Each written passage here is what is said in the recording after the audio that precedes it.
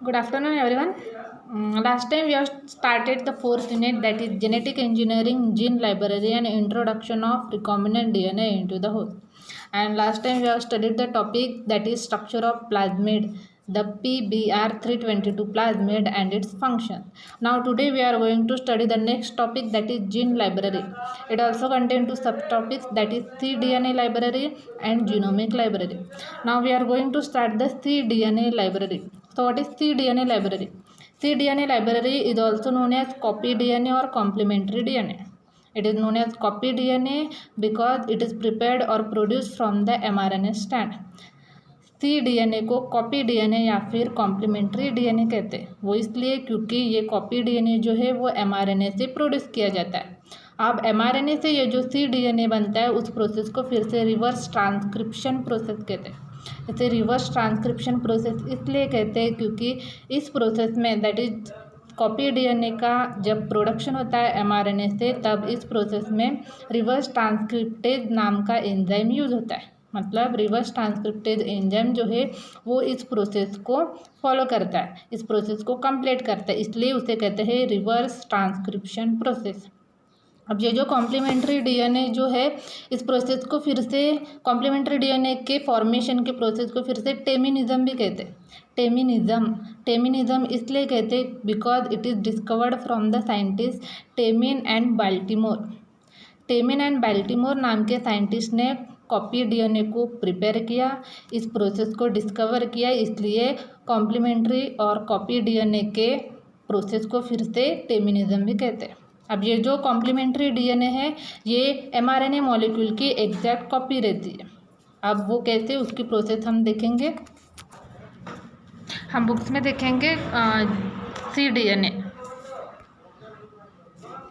Now we are going to see the process of cDNA library. cDNA library is the true copy of mRNA. Now this cDNA is bind to the vector. ये vector के साथ bind होता है, then it is transformed into the bacterial cell. How? ये जो vector है जिसके साथ cDNA बाइंड होता है वो रहता है एक bacterial plasmid. Now we are going to see the structure of bacterial cell. Suppose this is the structure of bacterial cell. Bacterial cell contain the DNA, that is its genetic material, and the double-stranded DNA, that is plasmid. ये हो गया bacterial cell का chromosome material DNA, और ये हो गया bacterial cell का दूसरा डीएनए, दैट इज प्लाज्मिड। अब इन दोनों में डिफरेंस क्या है? अब इसमें एज अ वेक्टर प्लाज्मिड को यूज किया जाता है, इस क्रोमोसोम मटेरियल को यूज नहीं किया जाता। अब इस बैक्टीरियल सेल में दो डीएनए क्यों रहता है? ये जो है ये डीएनए जो रहता है ये इससे इसके इनहेरिटेंस के लिए रिस्पॉन्सिबल रहता है। मतलब एक बैक्टीरियल सेल के कैरेक्टर को जनरेशन टू जनरेशन ट्रांसफ़र करता है कौन? ये DNA, that is chromosome material. और ये प्लाज्मिड, ये भी डीएनए होता है, plasmid is also DNA, double stranded DNA, but इसका फंक्शन डिफरेंट है। ये क्या करता है? इस बैक्टीरियल सेल को अदर एंटीबायोटिक्स या फिर इन्फेक्शन से प्रोटेक्ट करता है। ये हो गया इन दोनों का डिफरेंट फंक्शन होता है, इसलिए यहाँ पे बैक्टीरियल सेल में दो डिफरेंट डीएनए रहता है। अब ये जो प्लाज्मिड है इस प्लाज्मिड को यूज़ करते हैं एज अ वेक्टर प्लाज्मिड को यूज़ किया जाता है। वो कैसे? अब बैक्टीरियल सेल से इस प्लाज्मिड को सबसे पहले रिमूव करेंगे। प्लाज्मिड को रिमूव करने के बाद प्लाज्मिड का जो सेक्शन है, इतने सेक्शन को यहाँ से कट करके रिमूव करेंगे। प्लाज्मिड के सेक्शन को रिमूव करने के बाद ये जो cDNA रहता है, इस cDNA को यहाँ पे बाइंड करेंगे। cDNA को यहाँ पे बाइंड करने के बाद ये जो प्रिपेयर्ड प्लाज्मिड रहता है इसे फिर से इंसर्ट करेंगे उस बैक्टीरियल सेल के अंदर। इस बैक्टीरियल सेल के अंदर इंसर्ट किया तो यहाँ पे रहेगा इतना ये cDNA। अब इस बैक्टीरियल सेल में ऑलरेडी क्रोमोसोम मटेरियल भी रहेगा। अब इस बैक्टीरियल सेल का करेंगे हम ट्रांसफॉर्मेशन, इसका करेंगे कल्चर। अब इसे कल्चर करने के बाद इस बैक्टीरियल सेल की बनेंगी फर्दर कॉपीज।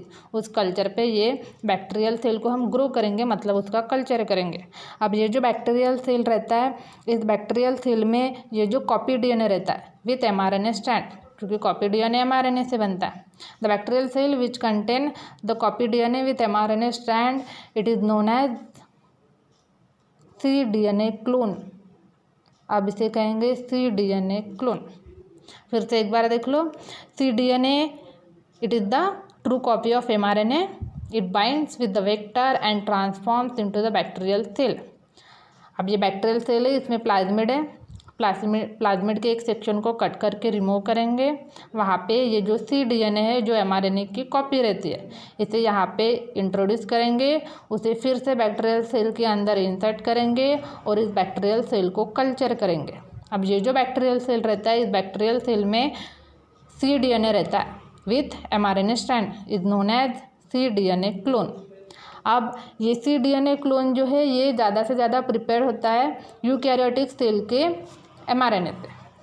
अब ये cDNA क्लोन बनता है, it is prepared from the eukaryotic cell. Eukaryotic cell का जो mRNA रहता है उस mRNA से बनता है cDNA क्लोन। ये cDNA क्लोन जो है वो प्रोकैरियोटिक सेल से नहीं बनता, वो बनता है यूकैरियोटिक सेल के mRNA से। वो इसलिए क्योंकि उसके भी कुछ स्पेशल फंक्शंस हैं, वो हम देखेंगे आगे। अब ये जो cDNA क्लोन है वो mRNA के यूकैरियोटिक सेल के mRNA सीक्वेंस से बनते हैं।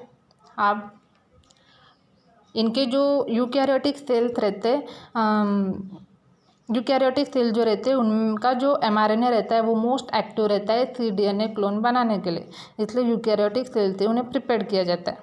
अब ये जो cDNA लाइब्रेरी रहती है, ये cDNA लाइब्रेरी ज़्यादा से ज़्यादा उस cDNA लाइब्रेरी में ज़्यादा से ज़्यादा 5000 to 10,000 क्लोन्स रहते हैं। जैसा कि हम बुक्स में देखेंगे, बुक्स में दिया है, देखो this point, cDNA clone have been prepared from the mRNA sequence of eukaryotic cells, and this cDNA library or bank, it contains 5000 to 10,000 clones, which are the benefit from the cDNA clone bank.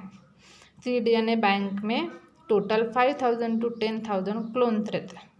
अब ये जो cDNA clones रहते हैं ये easy रहता है viruses में, ये वायरसेस में ज़्यादा से ज़्यादा ईजी क्यों रहता है, क्योंकि वायरसेस का जेनेटिक मटेरियल होता है आरएनए, और आरएनए से ही cDNA प्रिपेयर किया जाता है।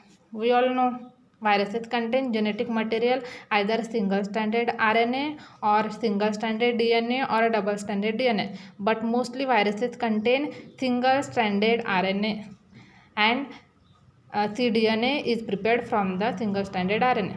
Therefore, viruses are the most easy way to prepare the cDNA clones. अब ये जो cDNA क्लोन है इनकी स्क्रीनिंग की जाती है, इनकी स्क्रीनिंग भी इजी रहती है। अब ये जो cDNA क्लोन है वो mRNA यूकैरियोटिक सेल के mRNA से बनाया जाता है। Many less number of cDNAs are prepared from the mRNA of the eukaryotic cells. अब ये जो cDNA है वो प्रोकैरियोटिक सेल से नहीं बनाए जाते, प्रोकैरियोटिक mRNA के सेल से नहीं बनाए जाते। वो इसलिए because as the genes in prokaryotes do not contain introns. जो प्रोकैरियोटिक सेल्स रहते हैं उनके जीन्स में इंट्रॉन्स नहीं रहते। एक्सॉन्स एंड इंट्रॉन्स पढ़े होंगे 12th में, तो एक्सॉन जो रहते हैं वहाँ पे हाईली एक्टिव जीन्स रहते हैं, और एक्सॉन के मिडल में जो रहते हैं वो रहते हैं इंट्रॉन। ये जो इंट्रॉन्स है इन इंट्रॉन्स को हम वहाँ से रिमूव कर सकते हैं और दूसरे जीन को वहाँ पे अटैच कर सकते हैं, इसलिए उन इंट्रॉन्स को वहाँ से रिमूव कर सकते हैं, इसलिए उन्हें कहते हैं स्प्लाइसिंग। जब हम इंट्रॉन्स को उस डीएनए सेगमेंट से रिमूव करते हैं तब उसे कहते हैं स्प्लाइसिंग। अब यूकैरियोटिक सेल्स में ये इंट्रॉन्स होते हैं। अब यूकैरियोटिक सेल्स यूजफुल क्यों है cDNA के लिए, एंड प्रोकैरियोटिक सेल्स यूजफुल क्यों नहीं है cDNA के लिए, वो हम देखेंगे।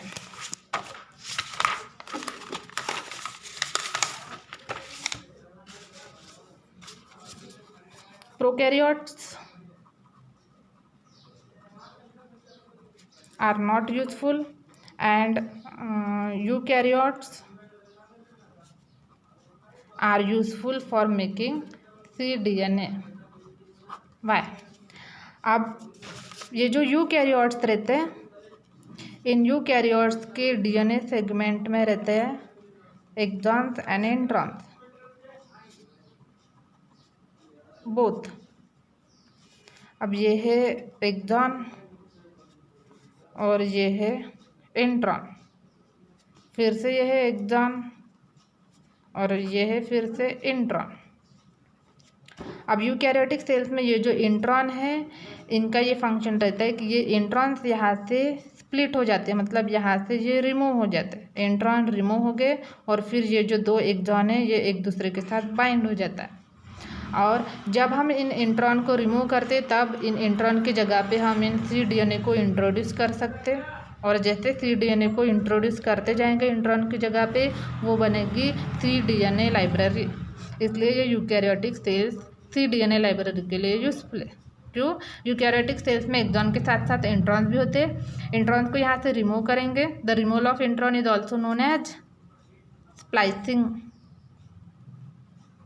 इंट्रॉन्स को यहाँ से रिमूव करेंगे और यहाँ पे cDNA जो है उसे यहाँ पे इंसर्ट करेंगे। इससे बनेंगे cDNA लाइब्रेरी और फिर इसे कल्चर करके इनके क्लोन बनाएंगे। इसलिए यूकैरियोटिक सेल्स यूजफुल है। बट जो प्रोकैरियोटिक सेल्स है वो अनयूजफुल है। वो अनयूजफुल इसलिए क्योंकि इन प्रोकैरियोटिक सेल्स में इंट्रॉन्स नहीं होते। प्रोकैरियोटिक सेल के mRNA में इंट्रॉन्स नहीं होते, इसलिए इंट्रॉन्स ही नहीं है तो हम cDNA को कहाँ पे इंसर्ट करेंगे, इसलिए वहाँ पे हम cDNA लाइब्रेरी को प्रिपेयर नहीं कर सकते। Therefore eukaryotic cells are useful and prokaryotic cells are unuseful for the preparation of cDNA library. Now as the genes in prokaryote do not contain introns, that is intervening region, the cDNA clones possess an interrupted copy of mRNA molecule। अगर prokaryote में introns ही नहीं रहेंगे तो हम वहाँ पे cDNA clone को introduce भी नहीं कर सकेंगे, उसके वजह से mRNA मॉलिक्यूल की कॉपीज़ भी नहीं बनेगी। अब इस प्रोसेस में फिर से हाइब्रिडाइजेशन प्रोसेस भी यूज कर सकते हैं। Following the hybridization process the nucleotide sequence of the gene interrupted by the introns may be determined from a genomic clone comparing with its mRNA transcript। इसका मतलब ये है कि हाइब्रिडाइजेशन प्रोसेस जो है, इस हाइब्रिडाइजेशन प्रोसेस से हम फर्दर न्यूक्लियोटाइड सीक्वेंस को हम उस सिंगल स्ट्रैंडेड mRNA पे अटैच कर सकते हैं। इस तरह से ये cDNA लाइब्रेरी है। अब cDNA लाइब्रेरी को बनाते क्यों है?